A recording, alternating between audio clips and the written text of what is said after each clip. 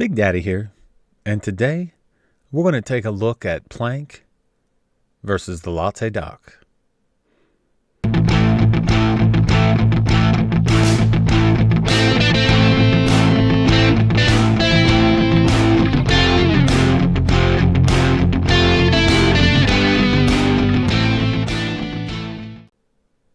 So let's get started.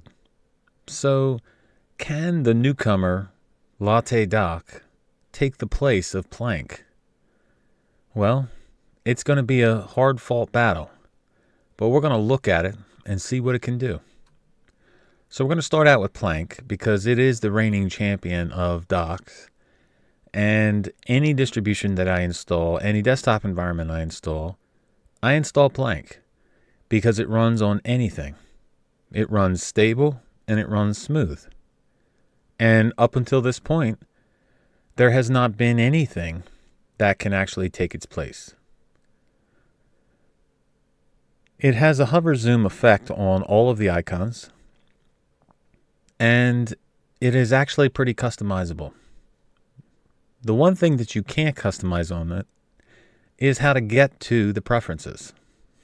So depending on the distribution you have, you may have a shortcut to the preferences, or you may be using an older version, maybe even a docky version of it, where you have an icon there to right click on and hit preferences. But that would be way too easy. So the other more simpler way would be to open up your terminal and type in plank -- preferences, and you can get to them there. But if you're feeling like you want to play a game and you want to try to get to it by right clicking on the dock somewhere, you can. It might be a headache, but you can do it. So the dock is all the way to the right. So I'm going to have to take my mouse cursor and go all the way to the right. And the plank will highlight the icon that it's hovering over. So in between the two icons, once it goes from unhighlighting the Thunderbird, right before it highlights Dolphin right there, there's a 1 pixel space. And then once you hit that, you can right click and hit preferences. So if you're up for a game, that's the way to get to them. All right, so the settings themselves, we're just going to run through it real quick. There's many themes, custom themes that have been made for Plank that you can change to, but you would have to manually install them. You can take the position of it to the left, top, right, or bottom. You can change the primary display to a secondary display if you have dual monitors. You can change the alignment of the whole dock itself by going to the end where it'll go all the way to the bottom or all the way to the right. Start will take it all the way to the left or all the way to the top. And fill will make it play like a actual panel. You can change the icon alignment to the left or right. You can change the icon size. And you can change the zoom level or turn it off altogether. The behavior, you can turn off the hiding of it, or you can have it set to many different types like window dodge. I prefer IntelliHide because that seems to work the best. And you can change the delay for the hide and unhide of it as well. You can stop showing the unpinned, which will take the task manager effect away from it. And there's also a couple docklets that you can use. And I don't normally use the docklets, but I did put them on because in the Latte Dock you can put a clock on, so I figured I would see what options there were. Now, these things are not able to be customized really well, but they are there to be used if you want them. And the one thing I noticed about the running Plank and KDE, this plasma widget comes up very often. No idea what it is or how it gets there or how to even get rid of it. But it stays there usually till you log out or log back in or reboot. So I'm not exactly sure what that's all about, and that only happens in a KDE desktop environment. So again, I love using Plank, and it's going to be hard-pressed for Latte Dock to take that place. But let's take a look at it and see what it has to offer. So the Latte Dock also has smooth animation. And if you watched the last video, I said in it about the Latte Dock that If you change the icon size under 64 pixels, it will lose its smooth transition effect. But the developer posted on that video in the comments that if you add your shortcuts to the task manager part of it, it will act as a plasma launcher. But if you add them singular to the Latte Dock, then they will be added as an applet launcher, which the effects are not smooth in Plasma itself when the pixels are under 64. So if you leave the panel at 64, everything will be smooth. Or you can put them in the launcher, in the task manager part of it, and they'll be smooth. You just lose the ability to move them around outside of the launcher, outside of the task manager. So let's play this game with the settings. Can we right click and look at that? We can just right click anywhere on the dock and we can get to the latte settings. That is that's way too easy. It shouldn't be that way. It should be a little bit more difficult than that. So I won't go into every single setting because I already did in the other video, but we'll go through that. It can do the same things as Plank. It has the same settings and even more. So you can change from the primary monitor to a secondary monitor. Bottom, left, top, and right for the screen location. You can align it to the top, center, or bottom.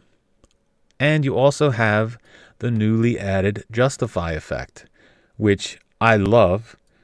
And if you click it like that, it will separate everything, and it gives endless possibilities to customize it. But we're going to leave it on the center for right now.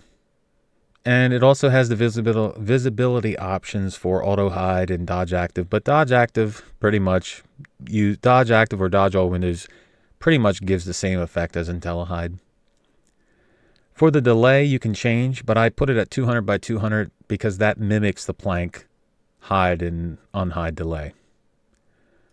For appearance, you can change the icon sizes, the applet distance, the zoom effect, and the animations.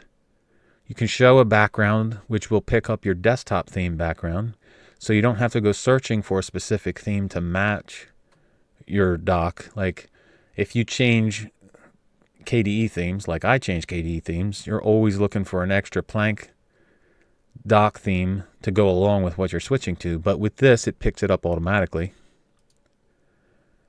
For the tasks, you can reverse the positions of the dots or the lines. You can do the preview windows on hovering, which I do. And there's a few other tweaks here. One thing that I didn't realize, which the developer pointed out, was that the Latte Dock acts like a plasma panel. So it takes in all of the effects, like the blur effect, transitions, anything that the plasma panel can do as far as effects, the Latte Dock can do. So the Latte Dock has the ability to add any widget that's on KDE to it. So as you see, I've added the calculator widget to it. I've added the full screen launcher to it. I've added the application menu to it. And this can pretty much take the place of any panel that you have. And with the ability to add multiple instances of the Latte Dock, it makes the customizable options endless.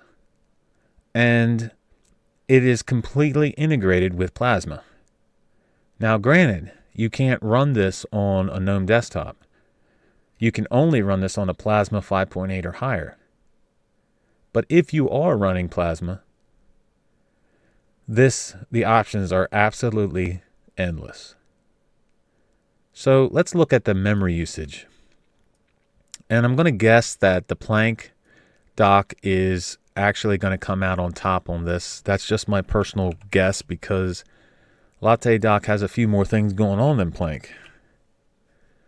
And as you can see, it does come out on top. Now, when I started the cold boot, this was down at 140,000 memory.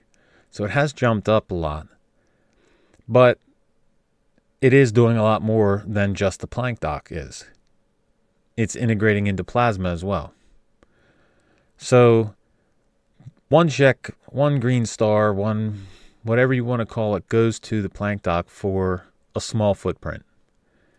The latte dock does take up more resources than the plank dock itself. But does it take up too much resources? Well, is it worth, when you count in the fact that you could get rid of panels and system trays in other docks, would that make up for the fact that the latte dock was taking up more resources than plank? I don't know. So what do you think?